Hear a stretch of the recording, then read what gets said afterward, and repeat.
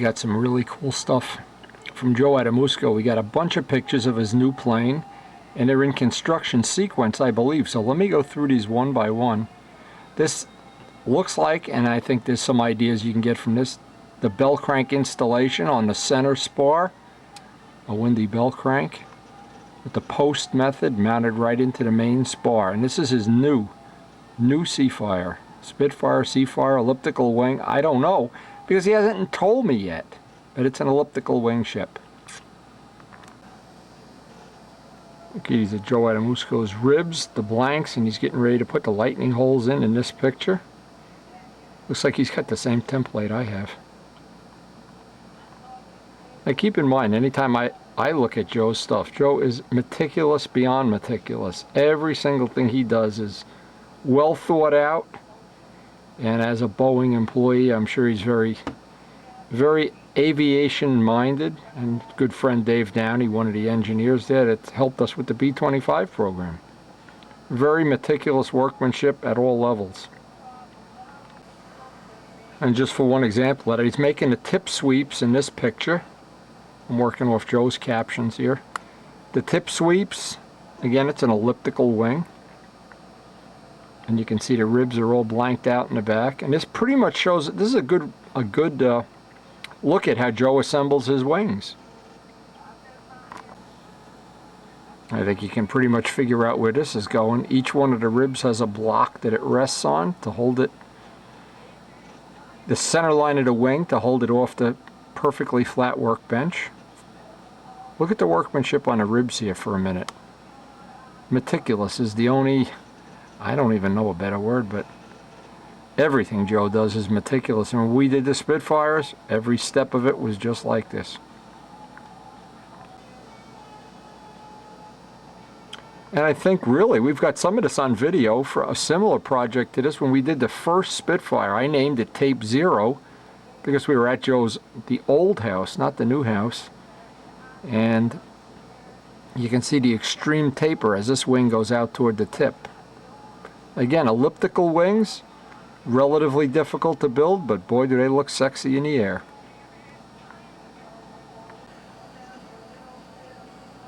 A top view showing how the ribs all lay out right over the plan. Again, you got to look at how neat and clean. Look at a workbench, clean as a whistle. Much cleaner than my shop area. Okay, in this picture, Joe's got the tip sweeps installed. You can see how the spars curve down, and of course the rods hold everything right on center.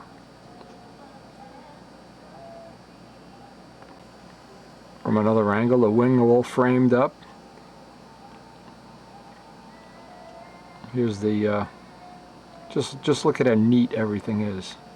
Neat, square, and straight. Now, because a couple of weeks from now we're going to be at the Build-a-thon, I mean, you get to see that type of wing being built, and this, I think, gives you a little preview of how Joe builds his wing.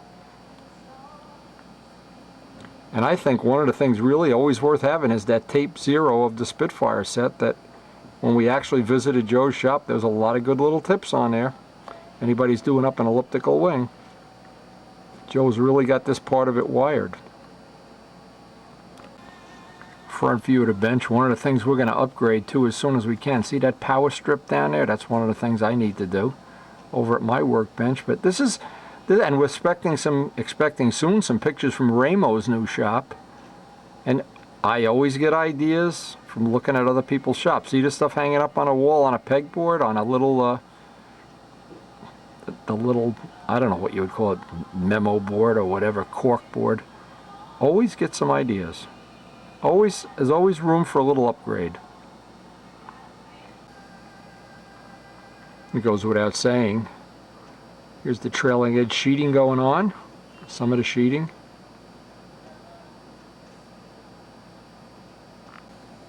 Alright, now we can see what he's using those little blocks for to hold the sheeting in place. First, the bottom ones are holding the wing in place. Top ones are holding the sheeting in place. And the ever-present eyeglasses, Joe, if you only knew. If I lose my glasses, it's time to pack it in here.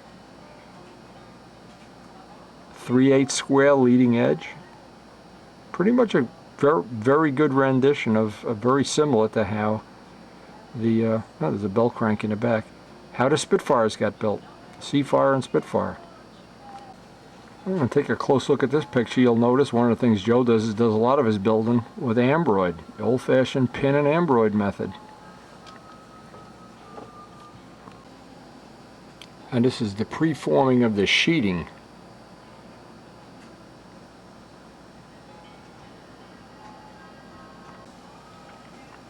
Big heavy weights holding the sheeting down. See the pieces, the carved pieces? Not carved, I'm sure they're sawed out on a jigsaw. Joe gets the leading edge to lay down perfectly while it's still in the jig. The sheets are ammonia soaked on the first step. Now in this one you can see that the leading edge is still taped in place around the leading edge spar.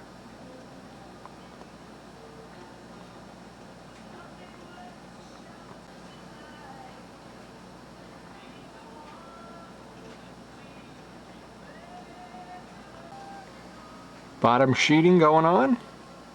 See the center, this side of the center is already sheeted, and the little triangle pieces, they'll get radiused off later. I'm assuming that's how he's going to do it. Nice way to do it. And needless to say, the results speak for themselves when you see the finished model. Okay, now the wing is flipped over. The top is totally sheeted. Rods are still in place.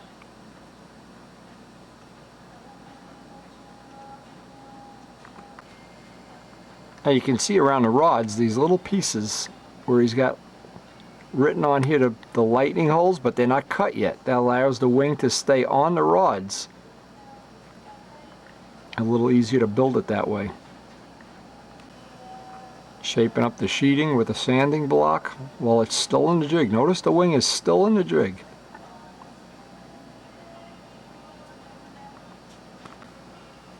And you can see how he blunts out the leading edge with the sanding block still resting on the table, so you get a perfect 90-degree cut on the leading edge.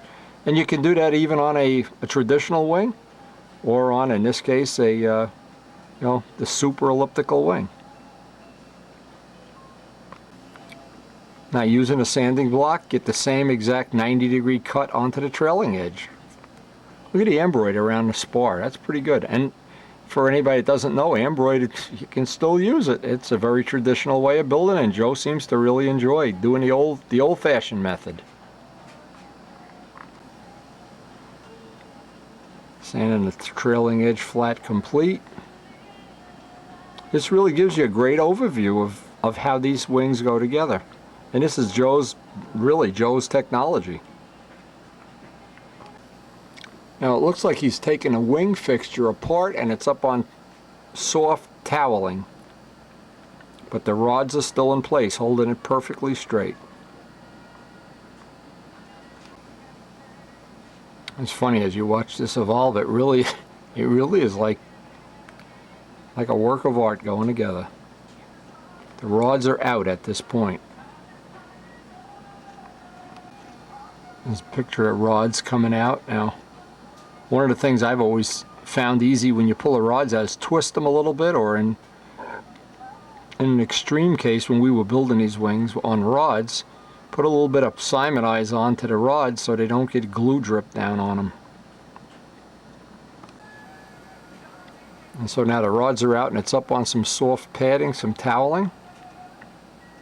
Again, I enjoy seeing a step-by-step on, well, everybody that I've ever watched go through a sequence like this, or a video, Al Raby, Rich Oliver, everybody adds something to the overall mix.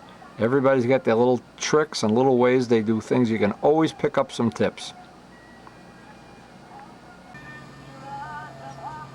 Okay, now you can see the reason why Joe carefully marked out all the lightning holes. You can see he's cut them out. Again, I'm going by these little captions that are on top of each picture.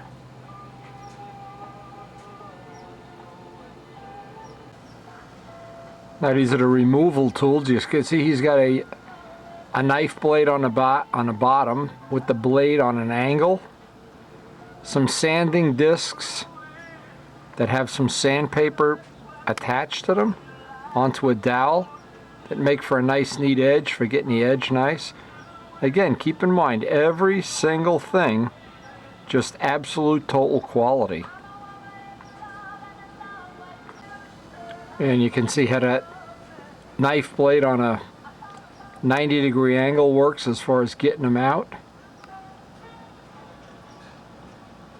You can actually see the ambroid around the ribs here.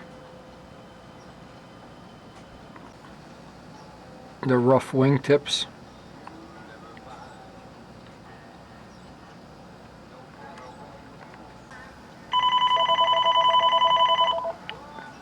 And the phone call, President Nixon on the phone.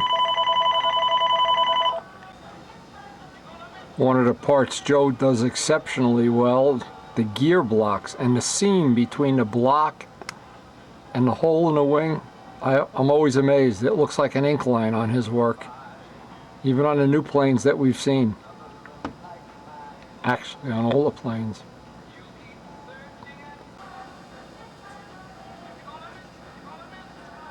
The bottom view of the block mounted in between the ribs with the reinforcements.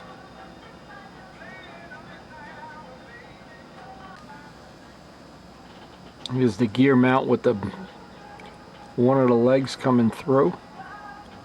Remember, this is the key to the whole key to making it work is this part of the wire being long, getting a good leverage arm.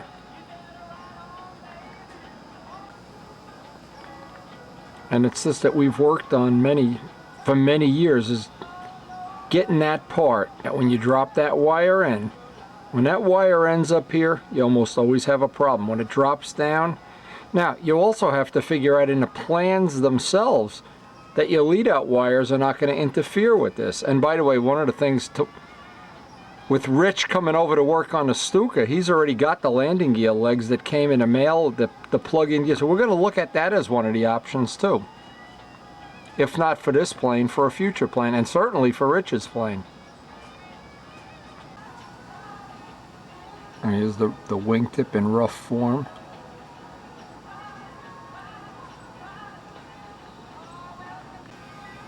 There's a couple cool ideas. Joe's got like a drafting brush to brush the dust off the table. The center sheeting getting ready to go on. Caption is top spar sheeting. Now notice another thing too, where this sheeting goes out, it doesn't end at the spar. It kind of has a place where it gets thicker, thicker, thicker, thinner, thinner, thinner. So there's no stress riser, just like there is on some wings where that sheeting ends right in the corner. Right there is where the wing always breaks.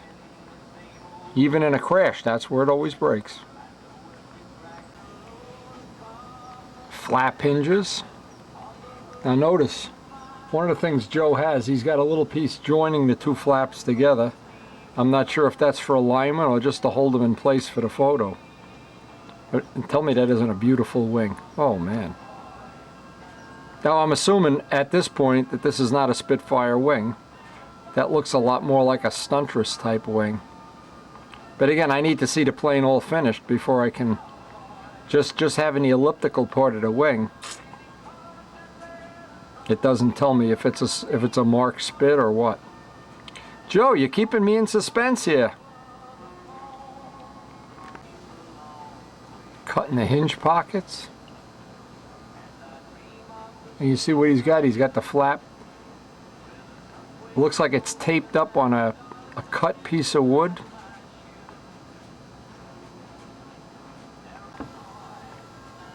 And cleaning out the hinge pockets. Looks like a saw blade, one of the knife blades with the saw edges. Another thing Joe does exceptionally well, the hinge pockets and the hinges. When you look at them, they look like they're just done with an NC machine or something. Joe's little hinge pocket tool, pretty similar to the tool we use, a little bit different.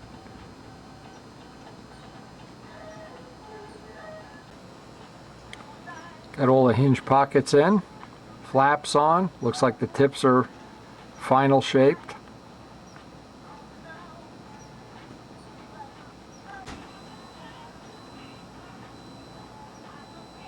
Joe's got the horn, the tube to support the horn.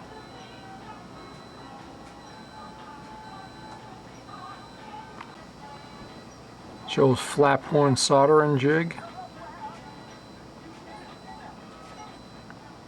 It looks like the horn he's chosen to use, this looks like a Tom Morris horn. And I'm assuming he's putting bushings in it.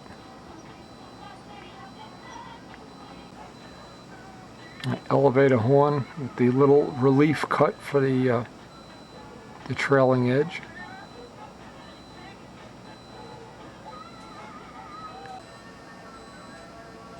This shows control system with the offsets and the kind of a unique set of horns.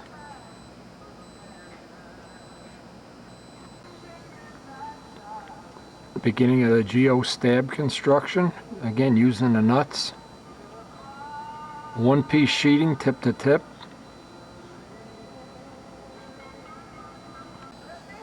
And noticing this how Joe has it pinned down with pins as he's putting the ribs in. And I'm going to assume that's a carved leading edge piece cut from a sheet with the bend already in it from a pattern as opposed to being bent. But again, when I talk to Joe, I'll know more. I only have these one-line captions from the top of the pictures.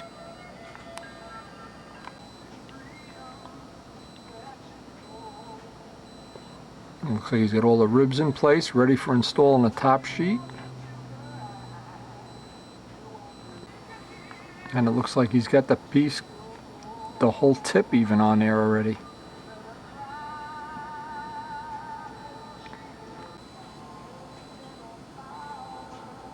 Looks like the stab ready to put the final hinge pockets in.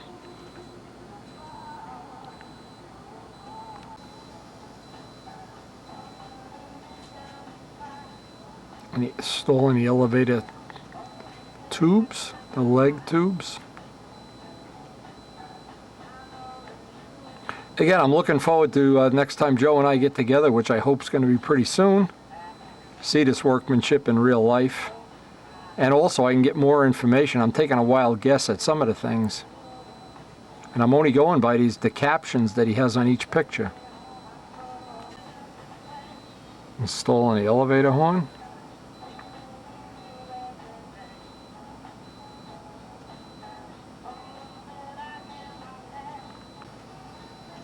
The vertical fin structure.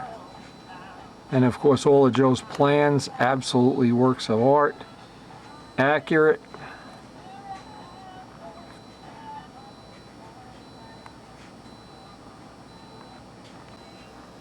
Now I feel better, Joe. A little bit of mess on a table. Looks more like my shop. Anyway, building up the fin.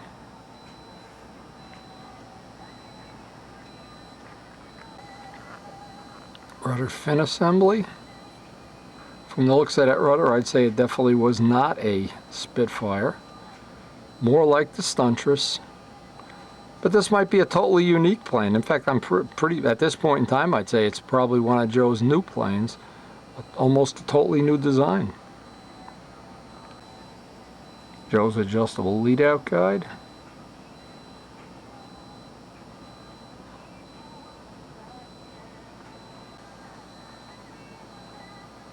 Inboard tip.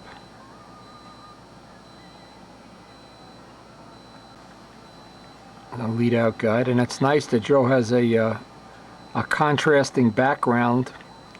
A lot of times when people take pictures, and myself included, you don't put a contrasting background. It's hard to see the detail. This is excellent by this whole set of pictures, I think, just blowing me away. Excellent, excellent set of pictures. Goes Joe's tip weight box and cover. I'm looking how he's got the bolt here. I'm not sure how that's working out. Although sure, he's putting it in with the bolt front to back instead of top. Still bolting the tip weight in. Always a good idea. Nice tip shape too. The lead out termination, nice wrapping job.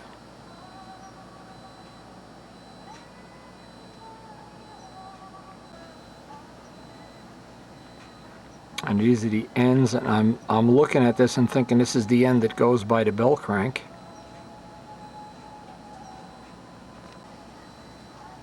Now the only thing I noticed on this whole set of pictures is when I make these bell cranks and I set them up, I use shoulder bolts so no threads go through by the bushing, and Joe used a piece of brass tubing, so that would be the only difference I can see here.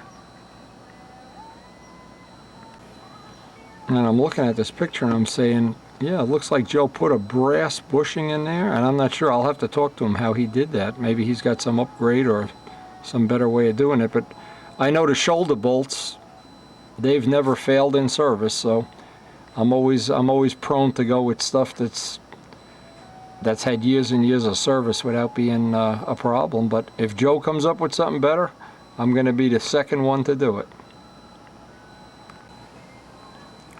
And this is how Joe has been a little hardwood block to get the washer soldered on perfectly. The only problem I've ever seen on my own stuff is if you don't get this bend radiused, if you try to get a really sharp bend in that wire can crack if you bend it back and forth a few times. I'd rather have just a little more radius, and of course always the washer soldered there. Push rod ends pretty much the way we've been doing them, and I don't see a lot of difference here. Now I always try, when I do mine, I always wrap this with carbon fiber, and I always try to minimize the length of wire if possible. In other words, I don't want to have this a foot long. I want plenty of clearance, and also if I have a little slip joint in here with the wires where they're bound together with soft copper too and soldered. Now here's another little thing I do just as a double insurance, is the side of the bell crank that goes near the push rod, I grind the head of the bolt down to it is very little bolt, because you're never going to tighten that bolt again. You don't need the Allen head, so it's just like a washer. In fact, you could do it to both sides if you wanted to have it symmetrical. I try to keep in mind, the idea is when you're looking at how other people build things, to find little things that you'd like to do to upgrade your stuff. Now, and it's not like any of these are criticisms, they're just ways that I've tried to do things. And my way, I've again wrapped these all with carbon fiber, because in time I have seen these split. And I also, and again, by minimizing this amount of wire here, I just think it's probably a little stiffer, maybe not, but the big thing that there isn't a stress riser right where the wire meets this. If you bend this or push it to failure, it usually bends right here. But again, I don't think we're anywhere near those limits, and I think, and Joe probably knows more about all this engineering than I do put together, because he's a good friend of Dave Downey's, and Dave is always helping us out with little engineering issues. And this is why I find it really interesting to exchange pictures, ideas, see people's shops, see how they build. And I'm totally entertained by watching things like this. And I always seem to find something, when I look at somebody else's shop or building, I always find something I want to incorporate on my own ship. Almost always. Here the center sheet's going on. Nope. And of course, it's nice if you can minimize the hole for the push rod. That's always one of the goals we like to have. And we're getting the cap strips put on. Now, as an example, one of the things I picked up the first time I was at Joe's shop is the tape dispenser. How handy that is, not to have to hold the tape with one hand. And one of the little ideas I've accredited to Joe, maybe rightfully or wrongly so, I don't know. What a beautiful wing. I mean, that is an artist's work of art. Ready for the final sanding.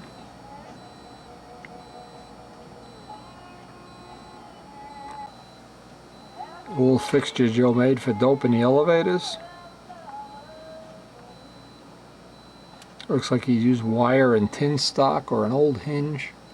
Tin stock. By the way, from looking at this, and I'm just guessing, this is some kind of a Jett vacuum bench off in the corner here. Have to talk to Joe. Well, we're going to be seeing him soon. We'll be getting to see this personal and up front. Flap doping jig.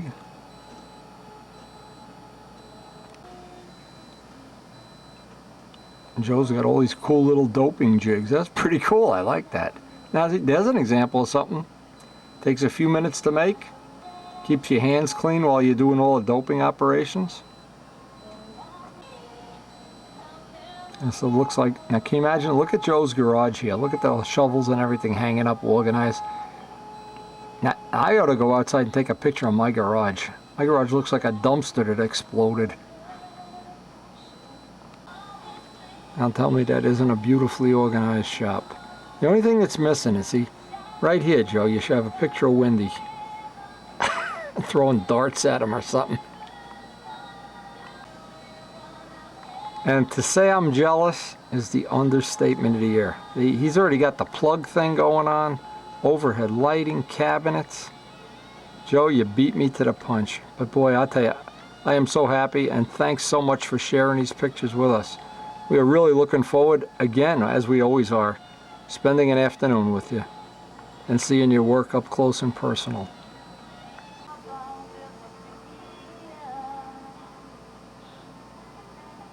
Another good idea. See, he's got the foam blocks with the T-handles. That's how I have them in my toolbox, but not the T-handles, other stuff, especially the X-Acto knife. Anyway.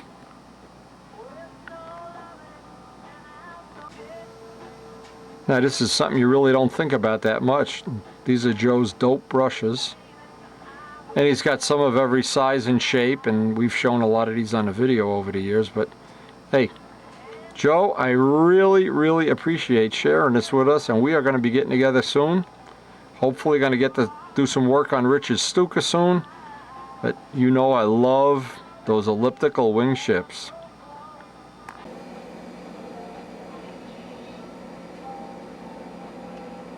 Yeah, that's a beautiful plane. I love those elliptical wings.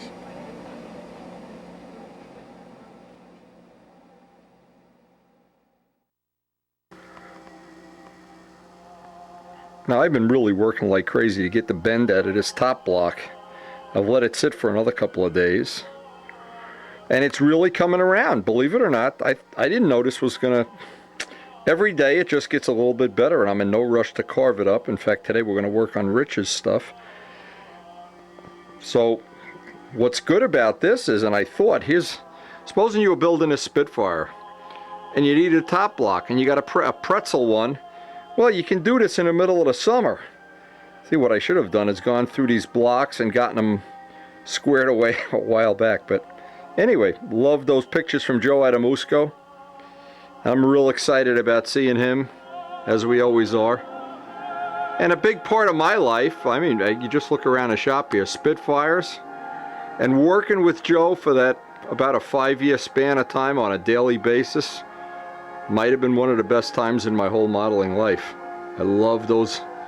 You just look at elliptical wing planes, and it's hard not to like them.